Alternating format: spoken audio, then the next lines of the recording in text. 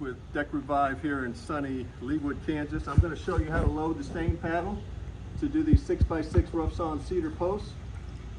So I like to use 2 or 3 on each side, dunks.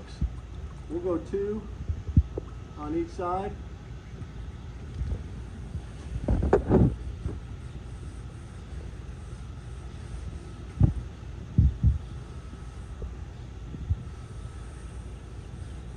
And it's just like that, an even finish. This finish isn't going to sag an hour later. It's the perfect amount of stain. As you can see, the stain paddle still has plenty to go. You can do 2 of these posts usually.